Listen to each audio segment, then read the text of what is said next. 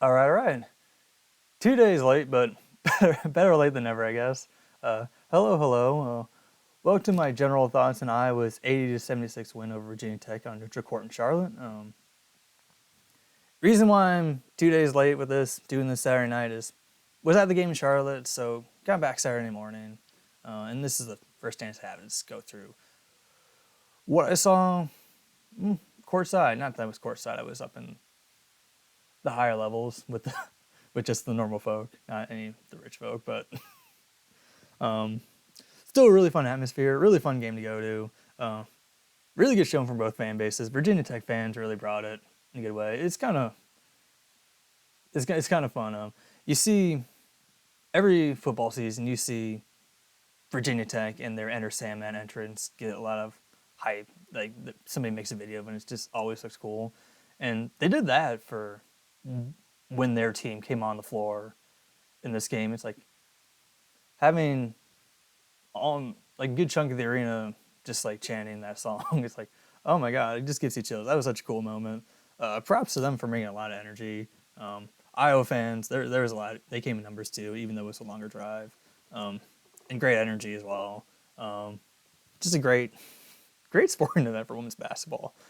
Really fun to go to, and the kind of crowd the top 10 matchup like this really deserves. Virginia Tech fans border on like Iowa State territory a little bit with the booing, but whatever.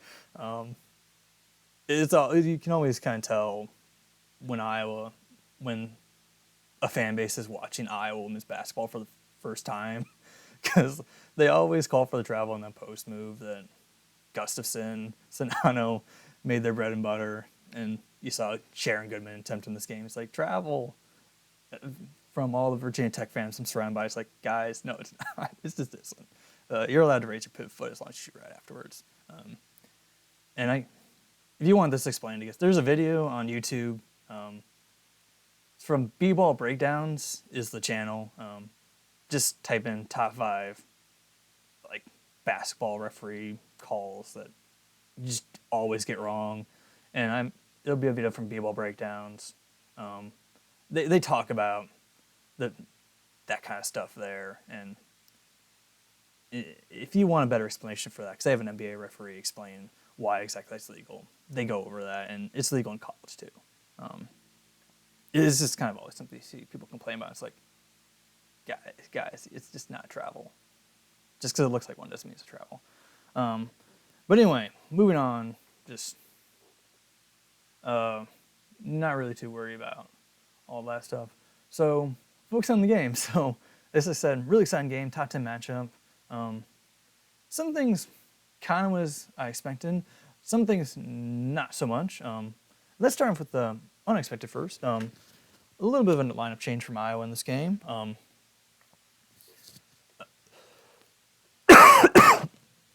Excuse me. Putting in Molly Davis for Sharon Goodman. Going with the 4-guard lineup around Hannah Stolke. I kind of, going into this game previewing, I thought I was expecting a 2-post matchup, Stolke and Goodman or Grady going up against Michaud and Kitley. And Iowa really forced Virginia Tech to kind of adjust. Although, in fairness, I'm not sure, because Michaud did not even play, I don't even think 1 second after they subbed her out in that first quarter that I remember. I don't remember seeing her on the court after that. I think they just pretty much went with a 4-guard-ish lineup from then on out around Kitley shooting-wise. So in that sense, it was kind of different than what I expected. And it was a really smart move from Bluter for a variety of reasons. I think the thing that seems most obvious is it gives you a real speed advantage at the center position. And when you want to play a fast-paced game like Iowa does, I mean, you saw the fruits of it in this game. 21-0 in fast break points. And it wasn't just Stolke beating players on the floor. You saw several guards beating players down the floor. You saw Sharon beat her player down the floor a couple times. You just tell, and particularly through the 2 games I've watched so far this year, the crossover at Kinnick and this one, a real emphasis on pushing the ball in transition. Not that you haven't seen that in years past, but definitely a emphasis this year. And a very smart game plan in that sense to try and expose the speed advantage you potentially have there. But even from a defensive standpoint, how you would then, okay, how do you handle guarding Kitley then with just Stolke? And they obviously chose to, if you saw the game, chose to run a double team at Kitley. So whatever block side of the floor she was on, I would send a weak side defender from the opposite baseline. If she was on the left block, the player from the right baseline would come and try and be on there on the catch. And it's a really smart game plan, and it kind of plays into a tendency that, as I looked at the stats afterwards, like, oh wow, like it kind of plays into Kitley's tendencies.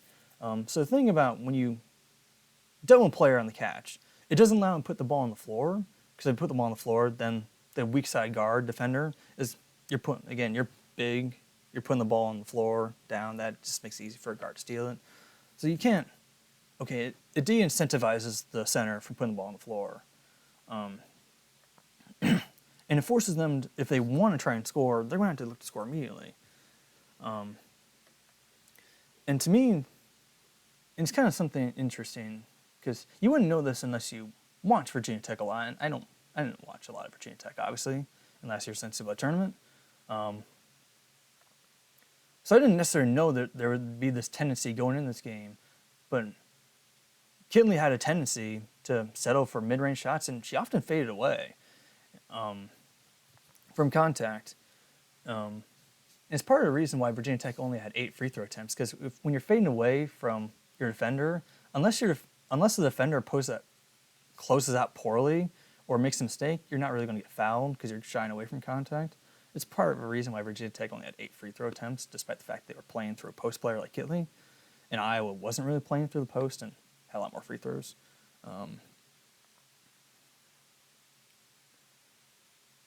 But like the interesting thing is, I was curious, like after the game, like, okay, is that just a tendency for Kitley coming in this game? And honestly, yeah, it is. So despite the fact she's 6'6", she's only in the 30th percentile nationally last year in terms of field goal attempts at the rim, and I'm quoting like percentiles and where she ranks nationally in terms of areas of the court she's shooting from. I'm getting this data from cbbanalytics.com. It's a paid subscription site, but I've been kind of on the lookout for a site that would give me good information on both men's and women's basketball, because you can find plenty of good analytics sites for men's basketball. It's not hard at all, whether it be KenPom, Bar Torvik, or etc.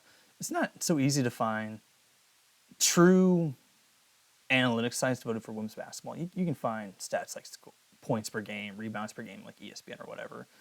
But from an advanced stat standpoint, your turnover rates, your steal percentages, block percentages, offensive rebound percentages, where players take shots on the floor. Do they take a lot of shots from the elbows? Do they take corner threes a lot? Do they take threes at the top of the key?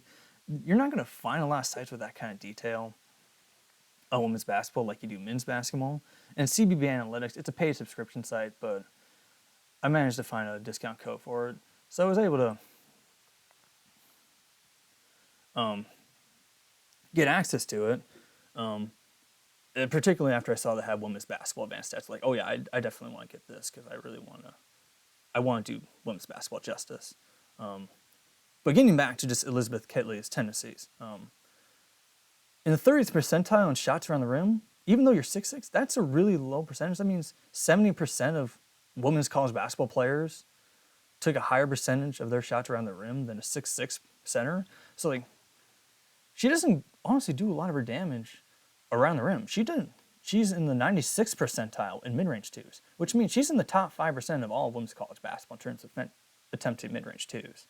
Now, she's really good at them. She shoots 47%, which is an elite percentage, 9th percentile. So she makes a good chunk of them. She's really good at it. But that's her tendency. And what I think was a really smart idea for Iowa to double team, and I imagine the coaches saw that in their scouting reports, like, okay, Kitley wants to shoot these shots from this area. And the thing is, she's also a smart player, so she'll recognize, like, okay, they're sending a double team at me on the catch. I'm not going to be able to put the ball on the floor. And if I want to score, I'm going to have to turn and shoot right away. And so, like, Iowa's double team only incentivized her even more to lean in that tendency into shooting mid-range twos.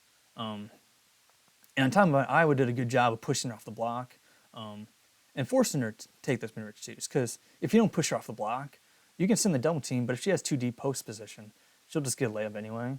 And that really only happened one time in this game where she got really super deep low post position on a straight post up.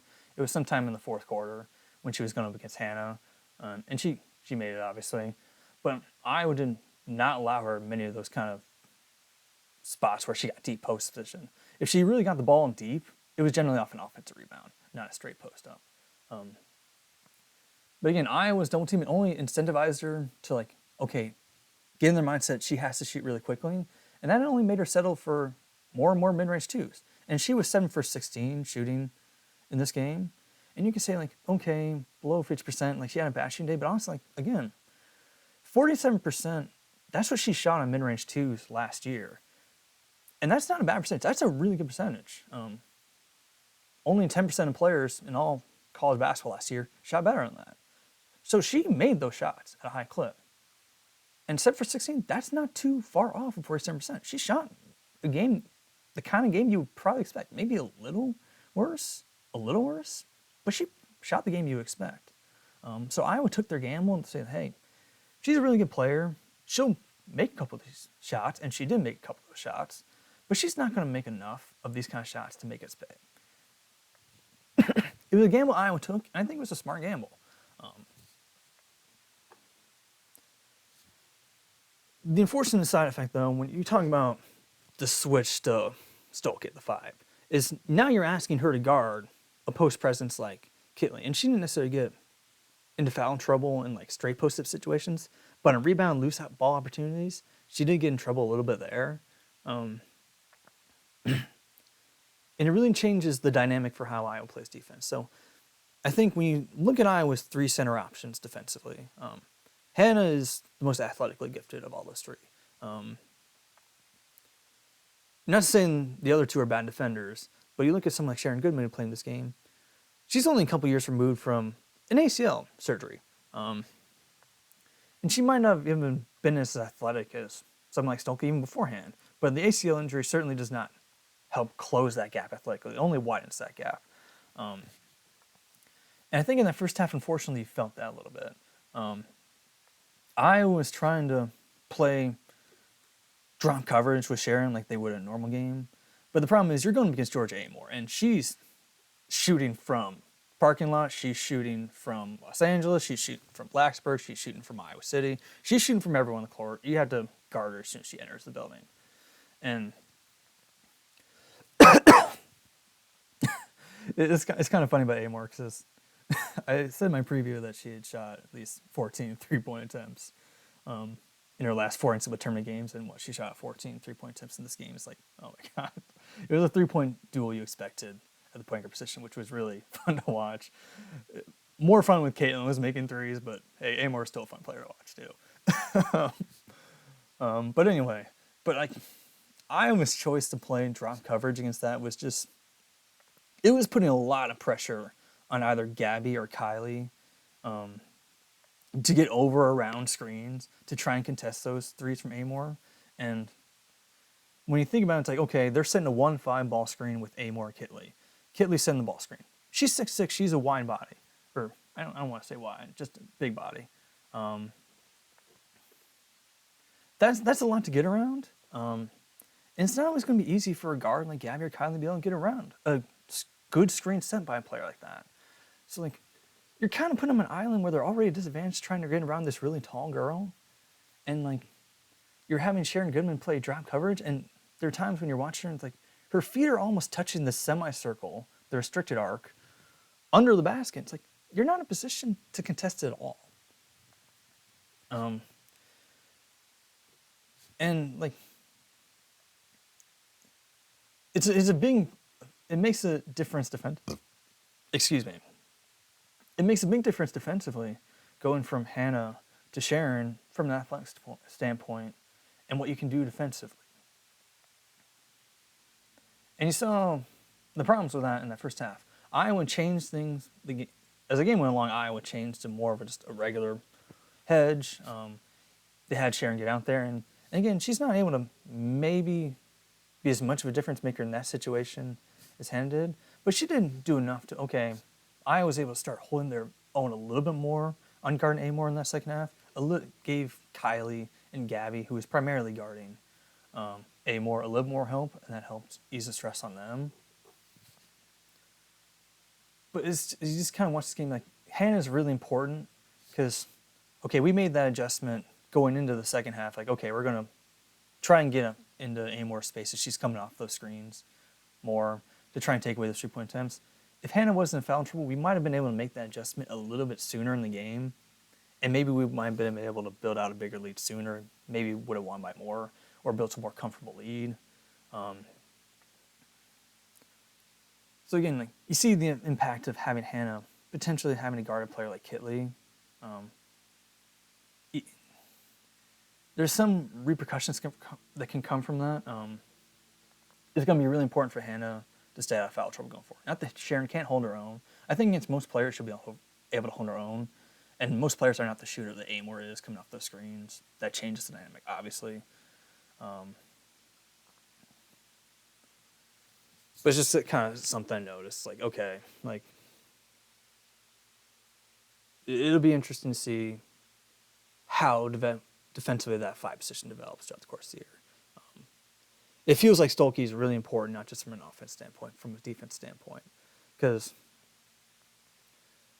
I feel like that's part of the reason why Iowa. That's another probably reason why Iowa decided to throw double teams at Kitley all day long. Like, okay, like we really think Hannah's really important to our defensive game plan. We're going to try and throw double teams at her, so at Kitley, so that Hannah doesn't have to necessarily foul or be too physical. Unfortunately, she just picked too many fouls and loose balls or what have you. Then we still had to sub her out anyway. Again, maybe we would have been able to make an adjustment sooner had Hannah been in the game. But we made the adjustment, and that helped us a little bit in slowing down Amor in comparison to the first half.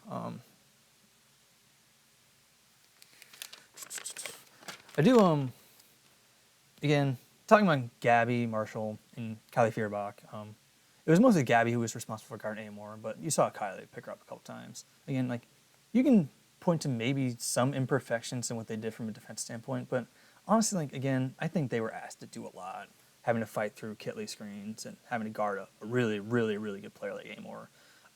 I know Amor scored 31 points, and like you can say, oh, God, I didn't play good defense. I think they gave her effort trying to deny the ball and trying to get her off her spots and trying to disrupt their offensive flow at times. I just think they were asked to do a lot, and sometimes it wasn't perfect, but the effort was there, and I don't want to nitpick just because a really great player scored 31 points. That's going to happen sometimes. I'm not worried about those two defensively. I'll say that much. But anyway, transitioning to the offensive side of the floor, I mean, again, you're talking about like how I was really, really focusing on the transition game this year, 21-0 in fast break points in this game. A couple missed transition layups, and that's probably just their adrenaline's going. It's a really important game, top 10 matchup, and adrenaline gets going, and you just a little bit too hard in some of the layups. But it is good to see that Iowa's transition game is even still translating, not just in a scrimmage like it was against DePaul, but an actual full-fledged game that's really important like this. And as far as the girl who was leading the charge most of those fast break and dishing out dimes, probably could have had a couple more assists for those transition misses. But man, Caitlin Clark is just amazing. It's just incredible. 40 points to another AP top 10 matchup. It's like you see that stat where it's like, well, she's had 4 such games, 40 points against top 10 matchups, and it's like the most in the last 25 years. Like, you should be surprised. It's like, oh my God, it's amazing. It's like, I don't know. You don't want to say like it's to be expected. I feel like, but it's still like, wow. I don't know. It's just crazy. And as I said in the DePaul game, like I think the most amazing thing about something like that is only 1 turnover, 6 assists. And again, could have had a couple more assists, but only 1 turnover. She's really patient when she's attacking the rim. And it's just something I kind of like started to think like last year. It's like, oh wow, it's like she's really starting to really take some strides in terms of just like decision making, which is expected. Most players are going to become better decision makers as they get older. Not that she was a terrible decision maker freshman, sophomore year, but it's like it's almost gone to another level. It's like, wow, she's amazingly patient. She does so calm every time she's attacking the rim, in or around the rim. She just never feels like she's rushed or in a hurry or just always calm. It's kind of funny. She did a shot in this game I don't think I've ever seen her hit before. So she would have been on the left wing for us in this play. And it was kind of late in the shot clock. I was kind of just like going through the motions. We didn't really have a direction for that possession. It was sometime in the second quarter. I think it was like 27-28 Virginia Tech at the time. Maybe I was leading, I don't remember. But she came all the way from left wing. She's like, okay, nothing's coming. I'm going to find the ball.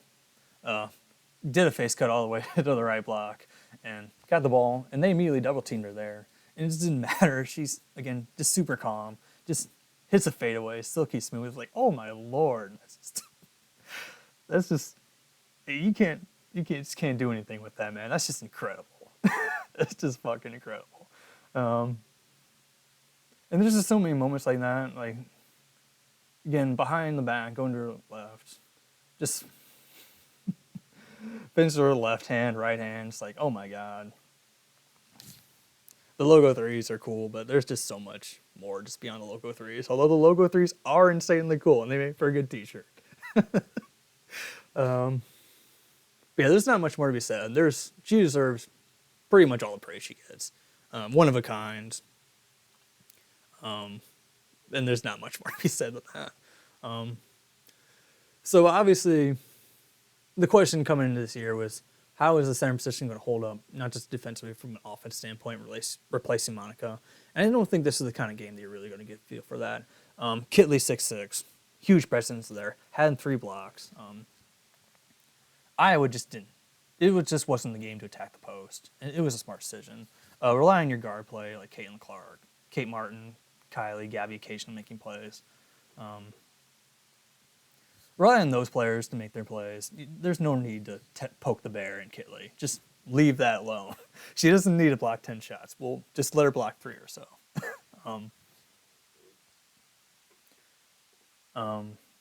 So again, like, there's just not much to be said. The post position from a scoring standpoint to me is still to be determined. I don't think you can necessarily judge that from a game against, like, say, like Fairleigh Dickinson. It's still to be determined going forward. But in terms of just how I was also affecting their other options, developing their other options offensively, I think you'd be remiss to not shout out Kylie Feuerbach for her own personal 8-0 run.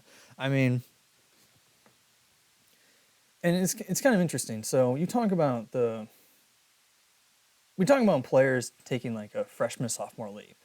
I don't know if enough is made about like transfers who come in for a year and then the second year they're playing and the kind of leap they can have then. Because when you think about it, like, okay, it's like whenever you go up a level or what have you, whether it be from going from high school to college, there's always a natural transition just in terms of like, okay, different level player you're going up against in practice or in games.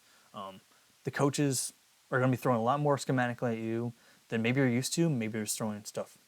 Again, Kylie came from a program like Iowa State, but Iowa just thinks different from Iowa State. There's different verbiage, different tactics, different schematics, etc.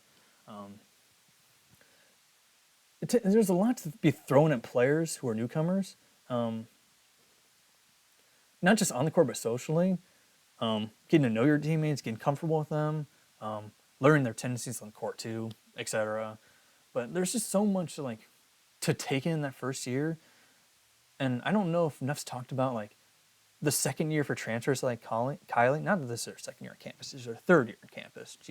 It's just her second year playing because of injury last year. But just the difference in comfort level, maybe your first year in the program playing versus your second year program, I think this game's a really good illustration of that difference in comfort level. Because just like really no hesitation in the aggression that you need to have. I mean, you just saw her several times. Like, okay, it's like late in shot clock. I just need to make a play. It just went ahead and made a play. It's really awesome to see that. I'm assuming somebody stepped on the one Virginia Tech player's ankles that caused her to fall down when Kylie hit that three. But it's still like you just kind of like you don't want to think about it. It's like you just kind of want to say like, oh no, Kylie did that. It's so much more cool to think of it that way. But it's like okay, like you're open to shoot it. Like okay, the driving lane's there, just go. It's like that comfort level and just like knowing like, hey, this is what I have to do. This is what's asked of me. Not just offensively and defensively, because again, like from defense standpoint, like okay, it's like I need to be there on the catch when Elizabeth Kitley gets the ball. I'm there, and that's the same for all the other Iowa defenders, whether it be Sid Affolt or Gabby Marshall, etc., who are asked to be there defensively on the catch. They were there, and again, that comes with comfort level. And now Kylie feels like really has that comfort level. So it's going to be interesting to see how she develops. And I wouldn't necessarily call her the second options team, but a sixth player of the year, a spark plug scorer off the bench. It'll be interesting to see if that starts to develop. And it's just more importantly, it's just glad to see that she's really finding her comfort zone. That's really good to see because we'll need her. It can't just be Caitlin playing hero ball. I mean, you can make the argument she's capable of that, and sure, Caitlin is probably the most capable person in all of college basketball of just like putting her team on her shoulders. But you still want to give her help. That's just, it's just what you want. You want to give her some help. You don't want to run the risk of like, okay, maybe Caitlin has a slightly off game in the SFA Turk, and then all of a sudden you're going home. You need to start developing some other options. And it's just glad, it's really good to see Kylie find her comfort zone. She's probably also talking about shooting. Not too worried about it. I don't think you can really go too crazy about shooting percentage after 2 games. Didn't shoot particularly well from 3 against Fairleigh Dickinson. Didn't shoot well from 3 here. 1 of 15 in the first half. Got better in the second half. But again, it's like they were good shots. You had players like Gabby with open shots they were just missing. You can tell I was trying to get Gabby going because on our baseline out-of-bounds underplays, we were running elevator screens. We ran a couple elevator screens for Gabby Marshall, trying to get her going for shooting 3. A couple times we tried to swing the ball over to her, and she just missed open shots or what have you. And we kind of been over this. You don't want to take it for granted that things are always going to get better. But you saw this last year, a little bit slow start, and when it counted, she turned it on. So I just don't think you can go too crazy about shooting percentages. There's good shooters in this team. Kate Martin, Gabby Marshall, Kylie can shoot. It'll be interesting to see how the Stolke development works from a shooting standpoint. It's kind of one of the unfortunate things about her getting in foul troubles. That's kind of something like I would have wanted to see, like, okay, how could her potentially shooting ability affect the game? How can it draw Kitley out of the paint? Maybe open things up so she's not able to affect the rim, get more, and not able to block as many shots. It would have been interesting to see if that could have affected the game. It's also interesting to see, like, okay, I still kind of want to see. I'm still kind of feeling how I even feel about Stolke shooting threes. I would have liked to see a little bit more there. Not that it's what is needed in this kind of game, I guess, but you're just kind of curious to see if it's going to continue to hold up. But anyway, I don't think there's anything too much to say about shooting-wise. I mean, you have good shooters going 0 for 6 like Gabby Marshall. That's going to get better. There's just no point worrying about that 2 games in. 3 or 5 games from now, if it's still an issue, like, okay, maybe you can talk, but it's game 2. No point in going too crazy about shooting percentages for now. Yeah. Not too much to say. Mostly to be determined. And again, it'll be interesting to see how Iowa's post-game develops against a more similar opponent to us size-wise, as opposed to someone who has a 6'6" center. It'll be interesting how it develops then. And again, against an opponent like that, you're going to see Iowa really know its transition game clearly, and that's shown to be effective. But also, it's like, okay, at some point, people are going to recognize that, and like, okay, do we want to just send everyone back on offensive rebounding opportunities and just make sure we get our transition defense back? You might see opponents start to lean into that a little bit, maybe, if Iowa doesn't start to develop post game. But again, that's to be determined. So nothing too crazy to say about that. Gosh jolly. All right, I think it's time to get into awards. So this is a really great opportunity to shout out another player who just had a great game. Sid Affolter. Just she'll get the defense / hustle player of the game award, and I think that's a comfort award. It's just great stuff. Really great stuff. 14 rebounds. Just always active, and so much was made. You see the clips from that Fairleigh Dickinson game, where she's just getting on the floor and just like throwing the ball up to Molly at the end of the first quarter. It's like, yeah, that's just kind of what she does. You've been following enough, you just know that for sure. I don't have season tickets for women's basketball. I've gone to single games. The past couple years don't have single season tickets, just single game tickets the past couple years. So I wasn't able to see the Fairleigh Dickinson game because I don't have season tickets. But you just see plays like that all the time from Affolter. It's so good to see. And a really great role player. It'll be interesting, like, they started Molly in this game. And I'm not saying I don't want Molly to play. It'd be kind of interesting seeing, like, okay, he's like, Sid really plays a great role from an energy standpoint, and maybe just still want off the bench, but could Sid potentially be the starter instead of Molly in the lineup they kind of threw out there? You can make that argument, but at the same time, I think Sid's energy off the bench really provides a spark for the team. So I think if you want to keep her on in that role, I think that works fine. There was one time when it was a play near the end of the first half where Virginia Tech had their horn set going. They were going to set a screen, and she just completely blew up the play and just like and just managed to get the ball off of Amor's hands and dove for the ball in midcourt and threw the ball to Kylie for a transition opportunity. And it's like, and that just gets your blood going. It's like, oh hell yeah, let's go. That's just the kind of hustle play. It's like that affects winning so much, and that's the kind of player she is. You saw it in that Fairleigh Dickinson game that one played at the end of the first quarter. You saw it in the end of the half in this Virginia Tech game, and you're going to continue to see it again and again this year because she brings it like that all the time. It's just so good to see. A comfortable win for my defense / hustle player of the game. The only kind of thing I'll say about, and this isn't about her, it's like that first half opportunity, it's like they probably should have held the ball for the last shot there. But again, I think they might have been like, oh my God, that was such a great play, and the adrenaline was flowing, so they just decided, I'm just going to shoot this pull-up three. It's like, no, you probably shouldn't have done that. I think their adrenaline was going a little too hard there. But yeah, great play by Sid, and I think she's probably going to win my defense / hustle award quite a bit this year. I think that's a safe assumption. And overall, the game ball, I mean, this is... Again, I said I'm not going to give it to Caitlin Clark every single time, but man, she's going to make it hard to not do that.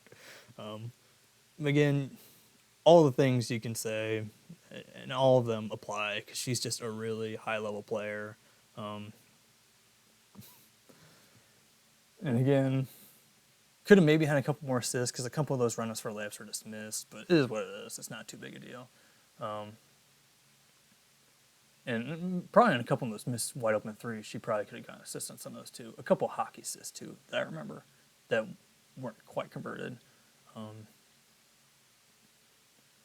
But just feels like she's got a real calming presence, and she's got the flair too. And that combination of that flair, but like you're not in a rush while you like using that flair, is just like insanely powerful, and she's just quite clearly just like one of a kind, just the best player in college basketball.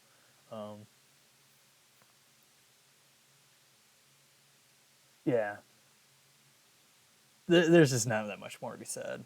Um, so, so moving on. Next game I'm going to be able to see you and I.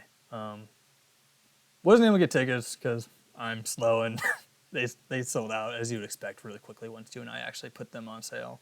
So they're going to have to watch it by ESPN Plus, which is fine. I have ESPN Plus anyway. So interesting team. Let me go over my notes that I wrote for that.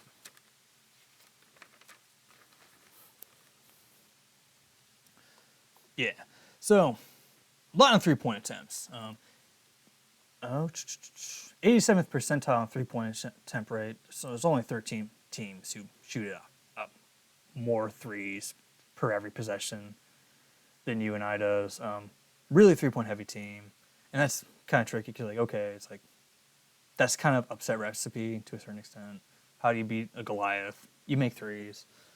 Also in around 6'1" center, Boffoli. Preseason MVC player of the year. They have 2 players who were voted preseason first team MVC. Meyer McDermott as well. You and I preseason favorites in the Valley. 11-point win the other night over Green Bay, which is curious. Okay, is Green Bay any good? But yeah, they are. Green Bay was 18-2 in the Horizon last year, so that was a really good win for you and I opening day.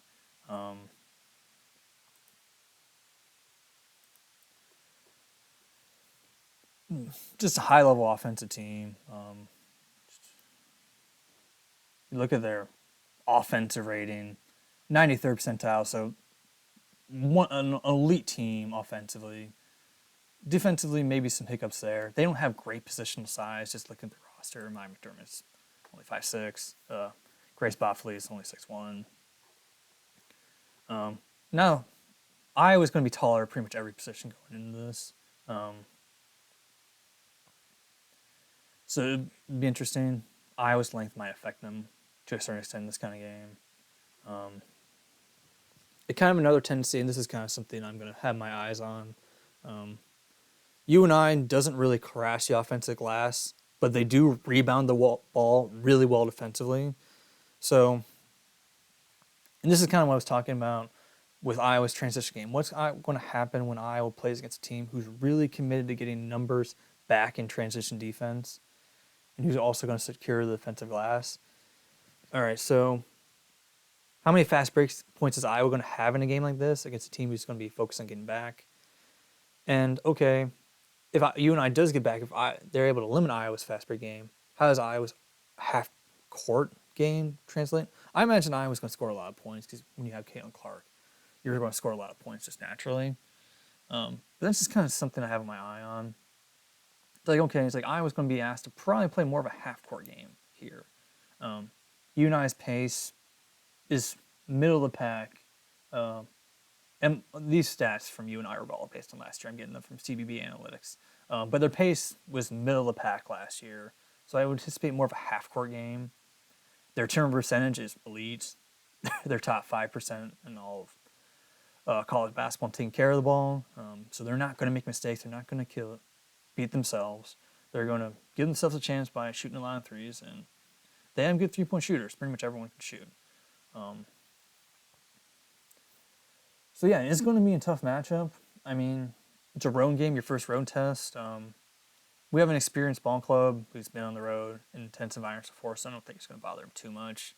But every year is a new beast, so we'll see how this first test goes. I imagine there'll be a lot of Hawk fans there, so it might even be more of a neutral court. Honestly, kind of one interesting thing about you and I now that I look at their shot profile a little bit. Not a whole lot of assists. Only 50. Excuse me. They only assist on 50% of their shots. That's really low percentage-wise. It's kind of interesting when you think about a team like this, based around a center and shooters. Like, you anticipate they probably would have more of an assist, but really not their thing. Is there anything else I would like to talk about?